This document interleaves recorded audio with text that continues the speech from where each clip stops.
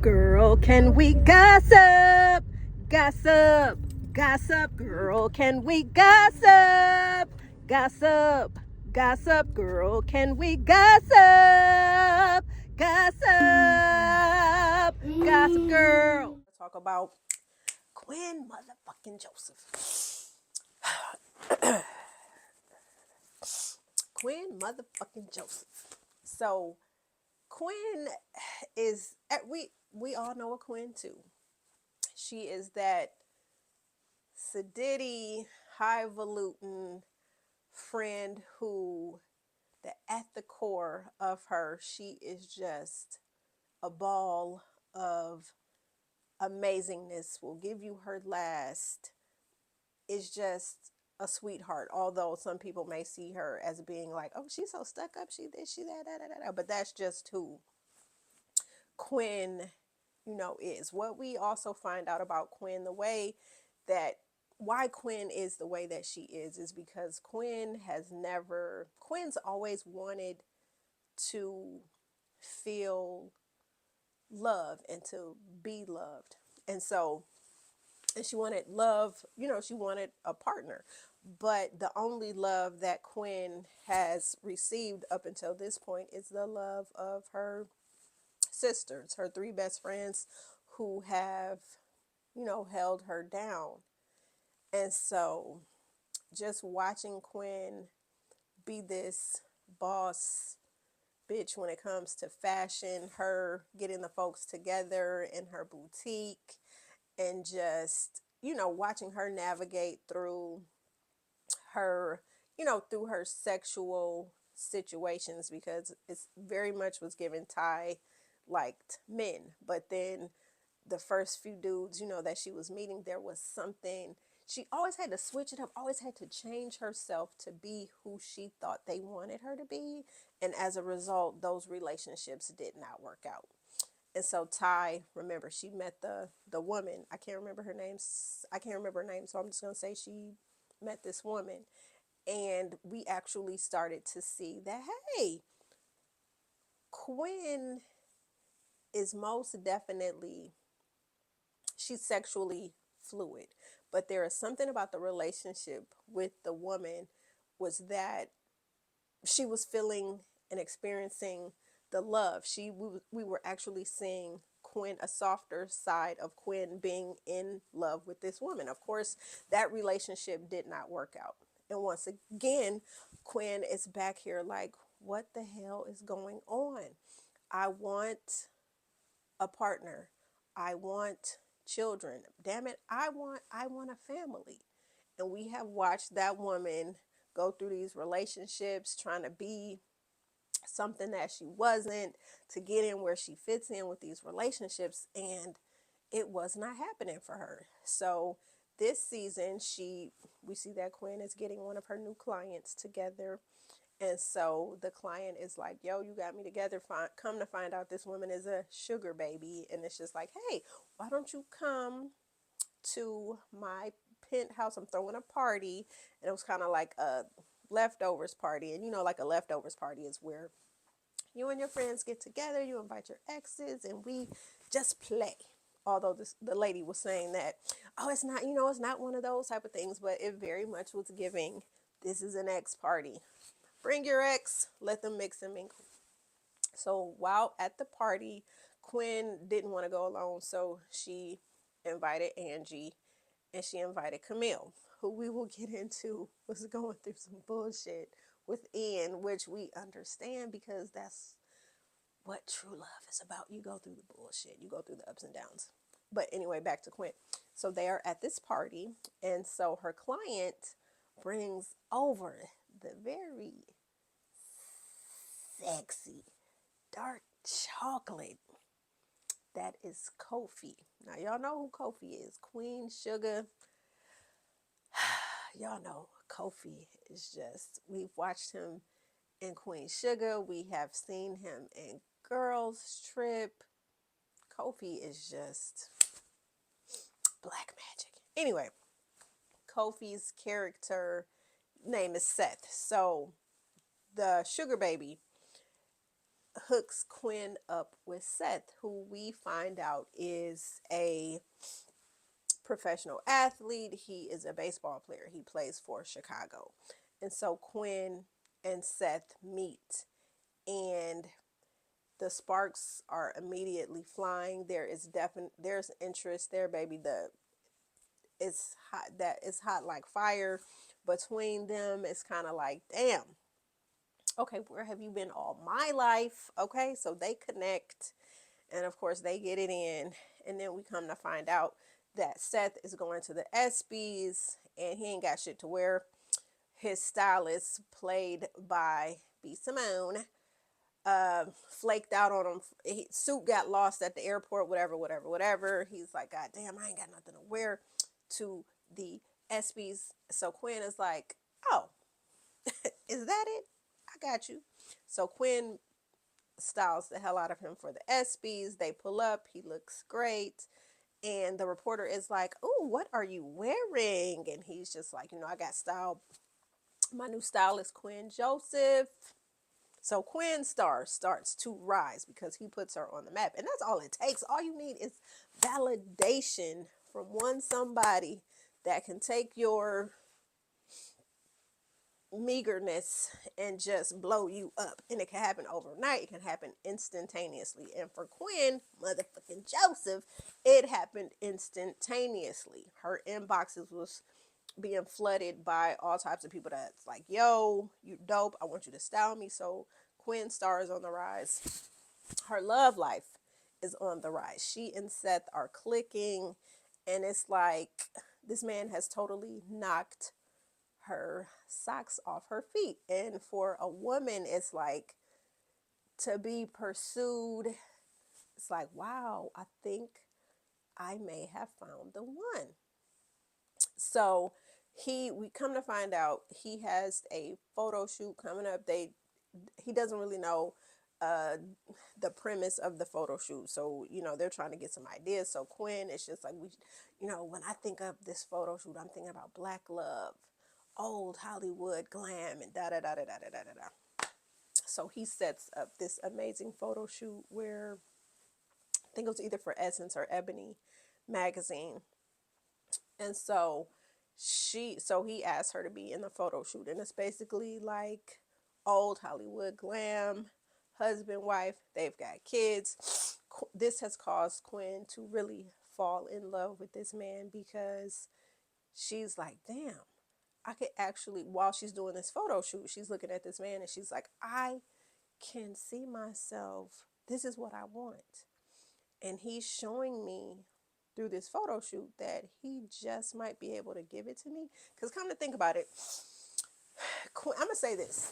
Quinn, if you notice, Quinn did not really vet Seth. She fell in love with his representative. He was coming, with the flowers when he was in front of her friends. He was like, when he was, every time he was around, Camille, he was presenting himself to be her knight in shining armor. So Quinn, of course, a woman that wants a relationship, that wants to be in love, that wants to be a wife, that wants to be a mom, she's looking at these grand gestures and she's just like, well, damn it, where you been all my life? Let's talk about settling down. So that's basically where Quinn was, and that photo shoot just took everything over the top. Her hormones was raging. I know that uterus was jumping and thumping like, oh my God, put a baby in me.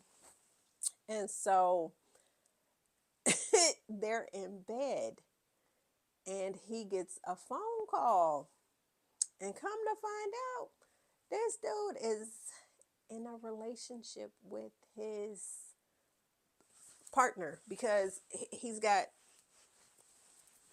has a partner. So Seth is into this whole polyamorous type of lifestyle. And Quinn is like, wait a minute. What put the icing on the cake for her was that she heard him tell this woman that he loves her. So she's like, he's in the kitchen getting a drink after he's off the phone with the woman. And she's like, yo, what the hell is going on? And so he basically laid it out to her. Like, now, I'm a professional athlete. So you know that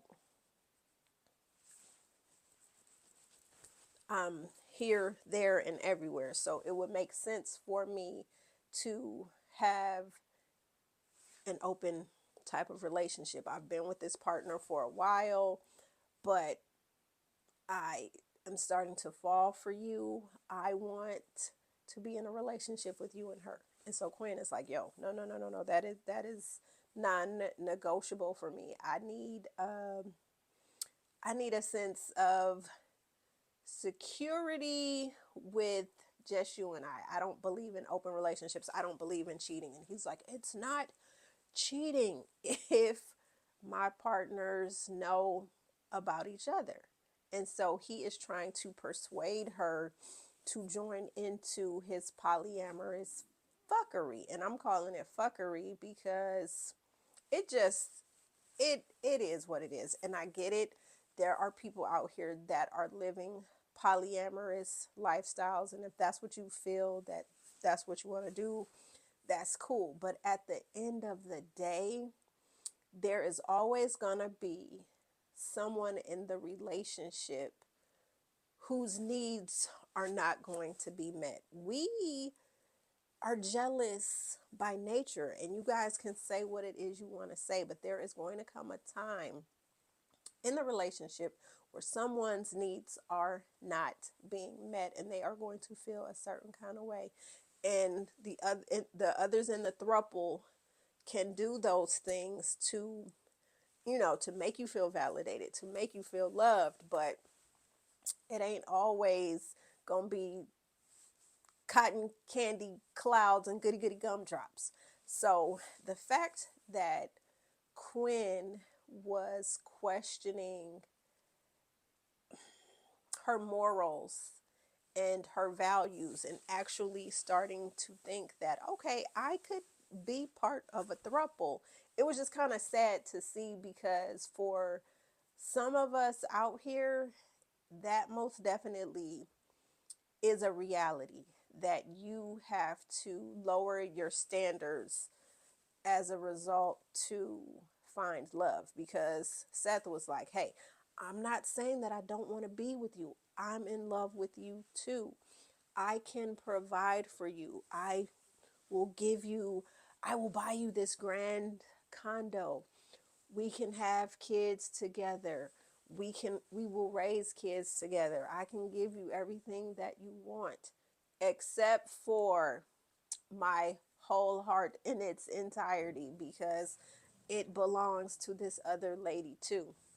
So the fact that Quinn actually entertained and met his other partner was crazy to me. So they meet up at the bar, and so the woman, I can't even remember her name, we'll just call her Tiffany. So Quinn meets up with Tiffany at the bar, and so Seth gives them both a kiss, which is just like, again, we are jealous people. Now Tiffany and probably outwitted, outlasted, and outplayed a lot of other hoes and decided, like, you know what, I'm not letting you, I'm not walking away from this. So we have to redefine what it is we're doing. And I think that's probably what happened.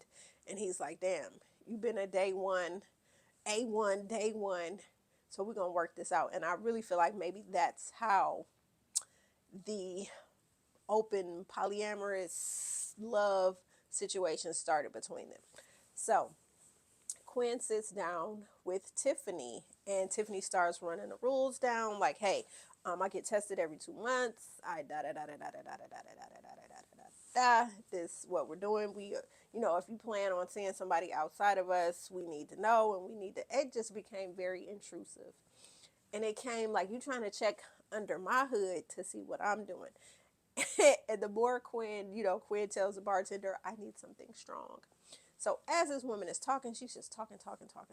She opens up her phone and she shows her STD situation. Like, see, I'm clean, my gonorrhea report, my syphilis, all this stuff. And then that's when Quinn is like, you know what? This shit is not worth it. So Quinn walks away from Seth's sexy fineness and walks away from Tiffany and is like, y'all can have at it because this ain't what I want. I want one partner. I want to be worried about that person and that person be worried about me. I want to be emotionally invested and entangled with one person. And this is very much ghetto and it's not it. So Quinn decides, like, she really feels bad and it's just like, damn, why am I striking out on love? Why has love not found me? So then she decides, you know what, I'm going to be a single mom.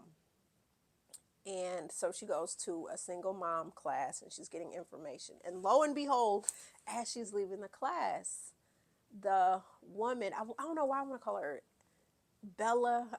Bella might not even be her name, but Bella is the first woman that she indulged in having a relationship with. And that relationship, it was giving us it was giving what it was supposed to give. And it seemed like Quinn was actually comfortable in being in a lesbian relationship. So she sees Bella at this the single mommy uh, class where she's getting information about the possibility of, you know, having a baby and doing it by herself. And when she sees Bella at the class, they reconnect. So it's letting us believe that these two are going to circle back and give love another try. So that was really good for Quinn to watch her come into her own. But there are a lot of Quins out there who are financially, that come from wealth,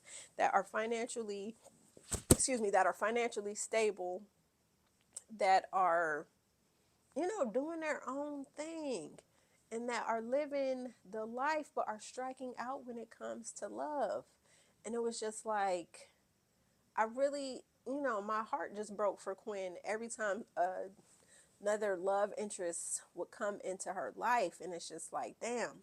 But one thing again with her sister circle, the love was always there. Her best friend, she was the best by far.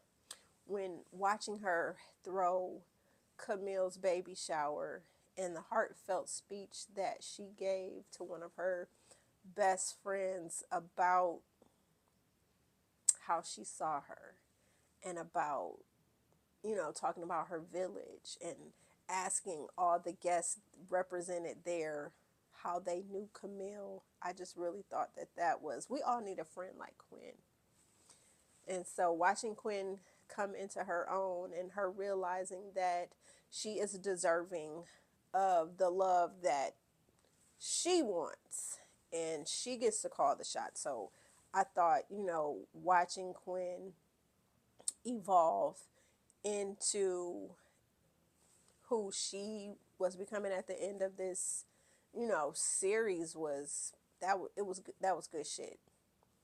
Now, let's get into the piece de resistance. That is Camille, the main character of the show, played by Megan Good.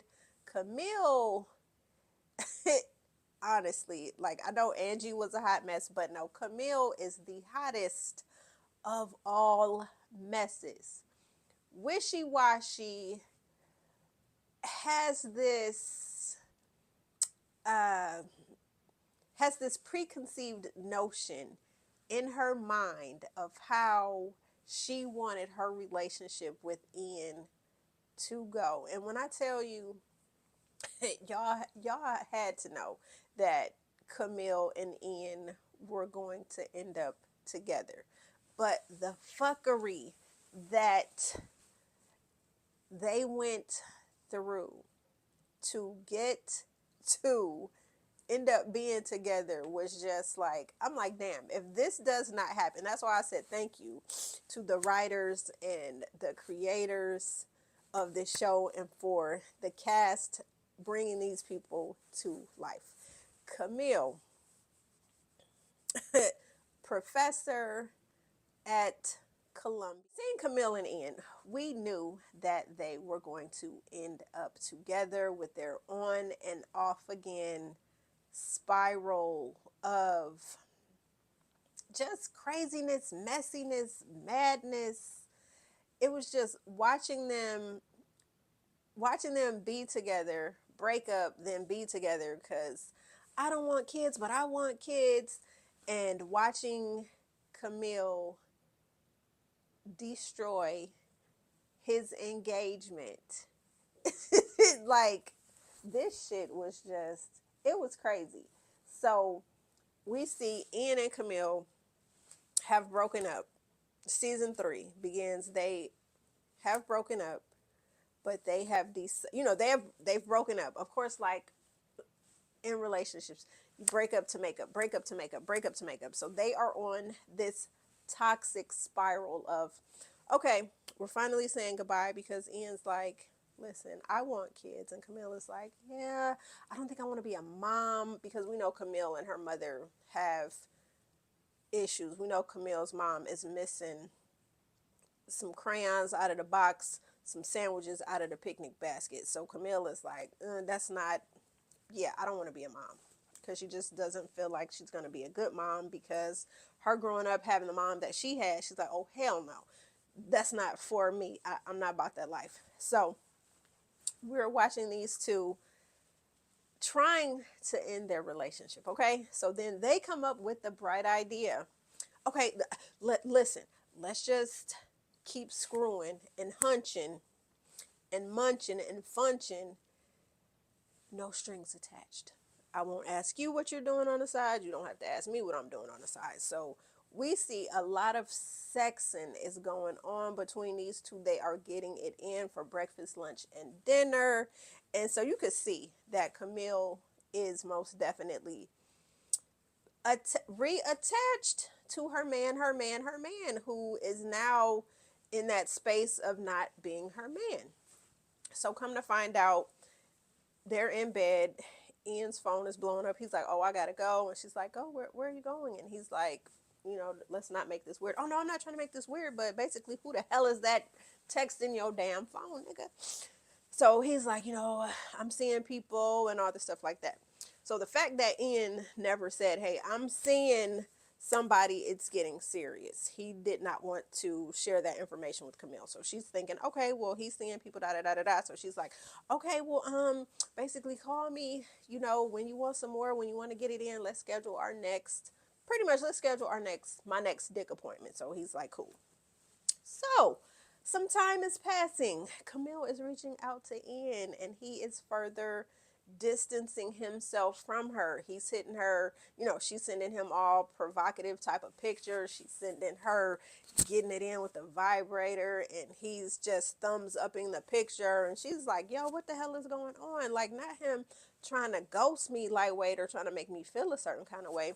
So we see Camille, Quinn, and Ty are out to eat. They're talking about all the shit they've got going on. And so, you know, Camille is finally like, Ian and I are done. And they're like, good. We was waiting for this day to happen. Like, oh my God, we cannot believe, we are so happy that it's happening. And then that's when Ty tells them, she's talking through her celibacy. And so they're laughing at her like, girl, give yourself grace. Give yourself grace. So while they're talking, Camille goes back to talking about her relationship, her hunching with Ian, and how he, she sent him that provocative picture and he just liked it. And they're like, ooh, that's weird. Like, clean break it off, stop it. You guys are going down this toxic rabbit hole that we have been a part of, and let's stop. It's time to move on. So as they're talking, Camille looks up. Ian is at the bar. So she's like, oh, there you go right now. And she's, Ian. And so Ian sees her and it's like trying not to make eye contact. So then in walks his new love interest, Portia. And so they're like, oh, well, who is that? And Camille's like, oh, that's just Portia. They grew up together. It's nothing serious.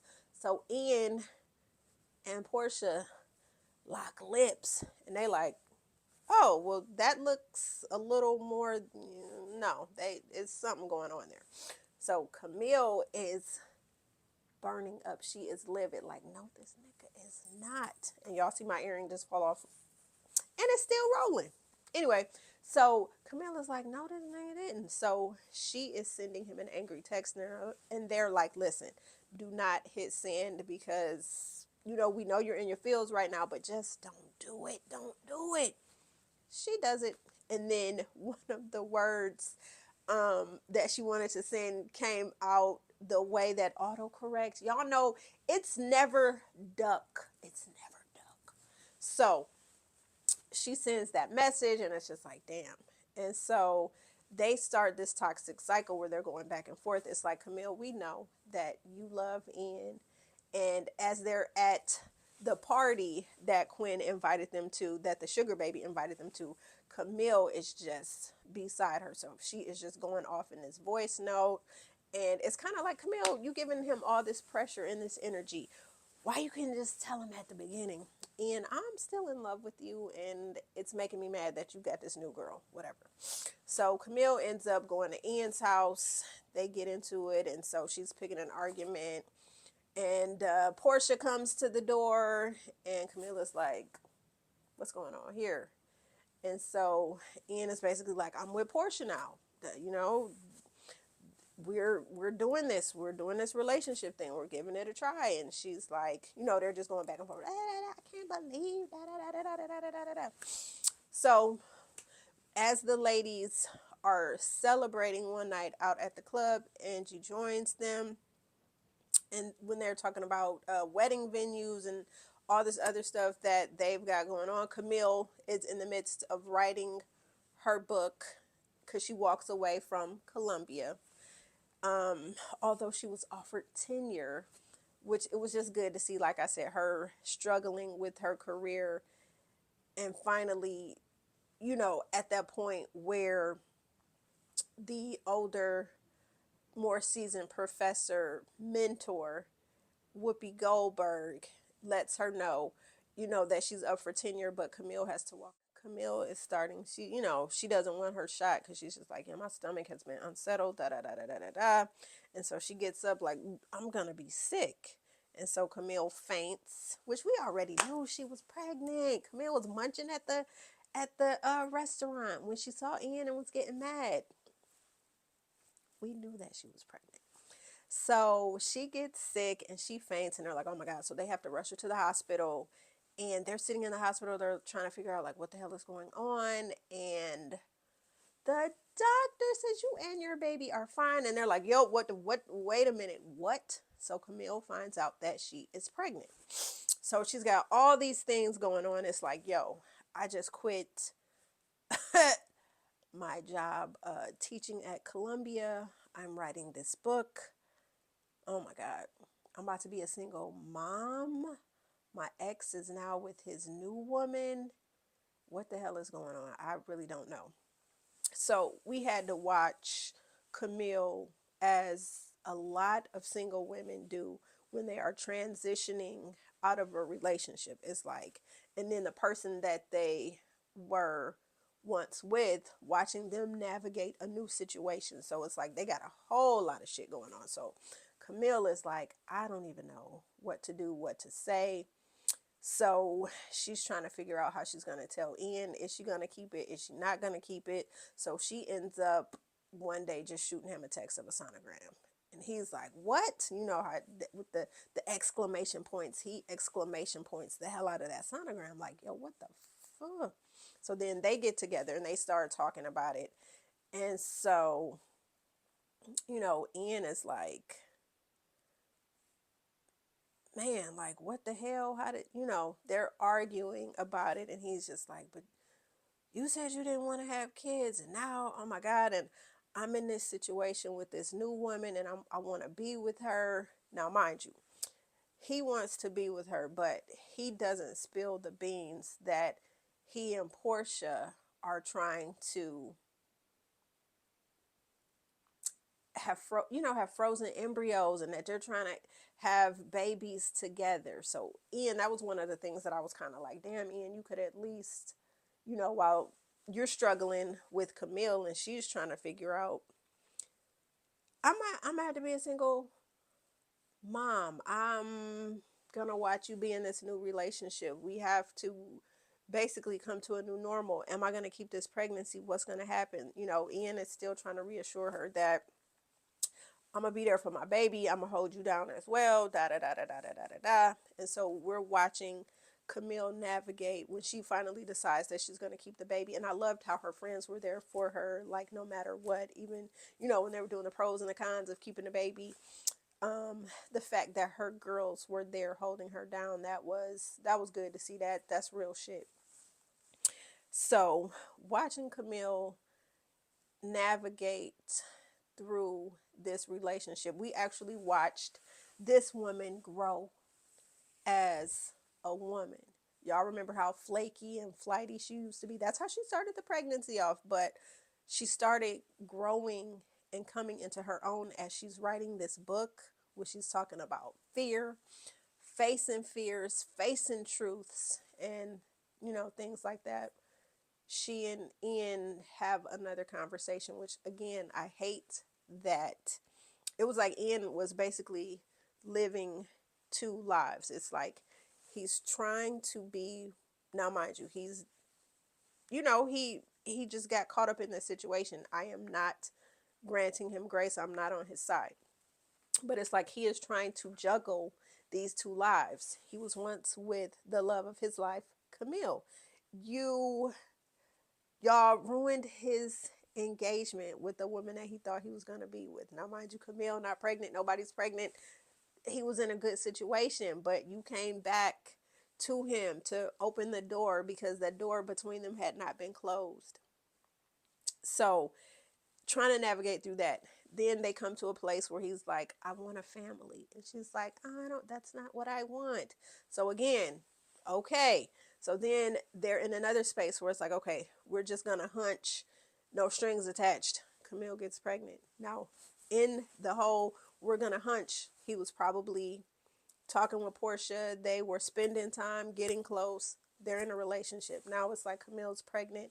Now Ian's like, damn, I've fallen for Portia. I've moved Portia into the brownstone. Portia and I are building a family.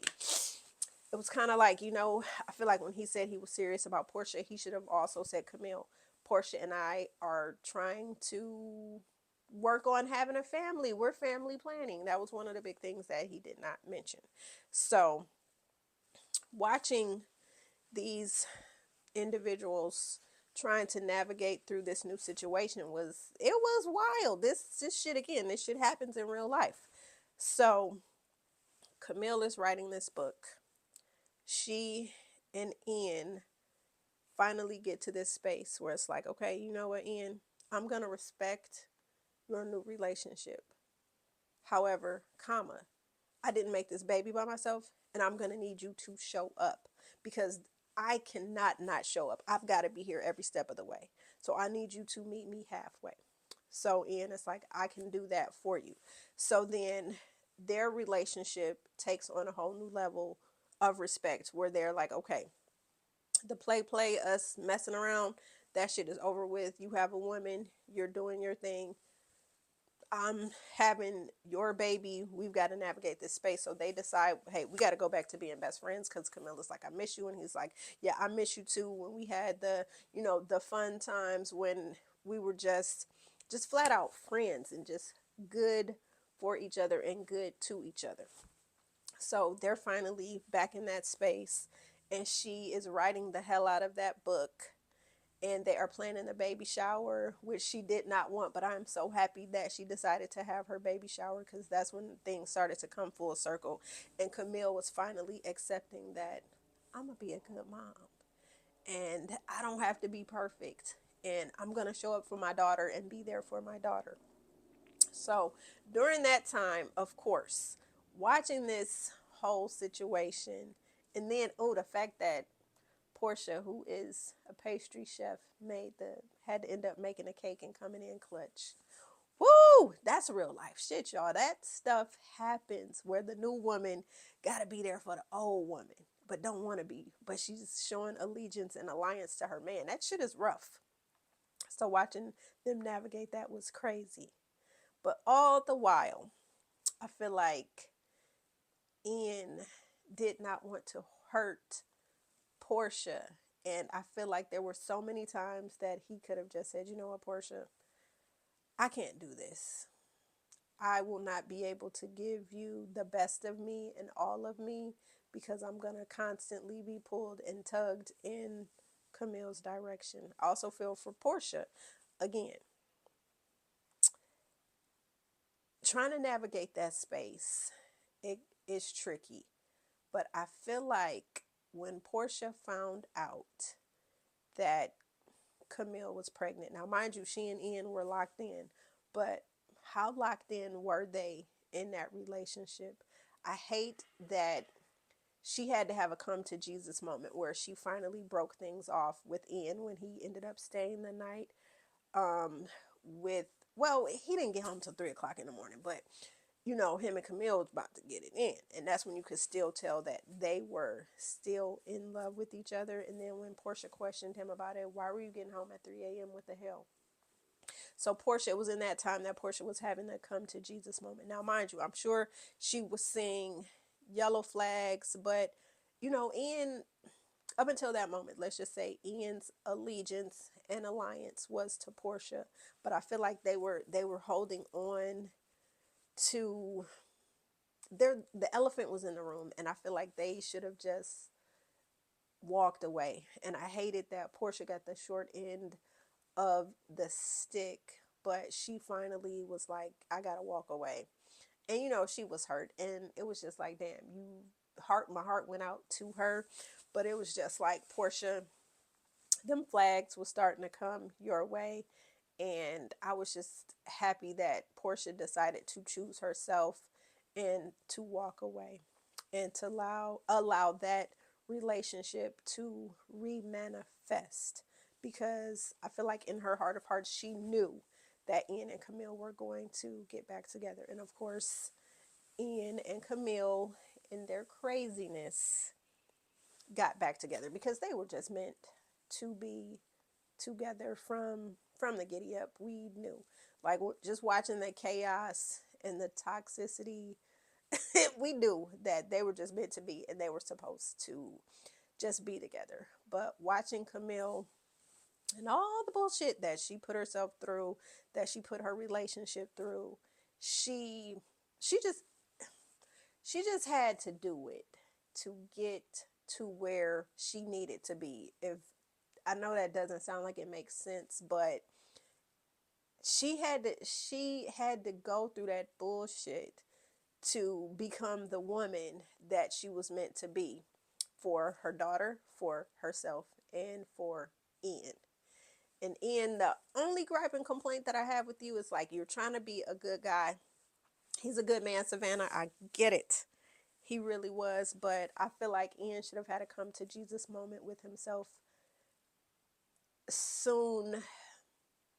I'm going to say in the middle of the pregnancy, especially when he got the text from Camille where she decided, hey, you're going to be a daddy. I'm keeping the baby. And he's sitting up in the same doctor's office. Was that the same doctor's office where they were talking about her embryos? And I just feel, and I guess maybe in that moment he did not want to do that, because it would have been like, damn, that kind of would have been a low blow to Portia. But again, Portia's heart was going to end up being broken. So again, this was just a great series, and watching the final scene with Ian and Camille when they professed their love for each other again, it kind of just like made me teary-eyed, because you could just see, like, even Aunt Tammy was just like, they always bringing this damn drama to the brownstone.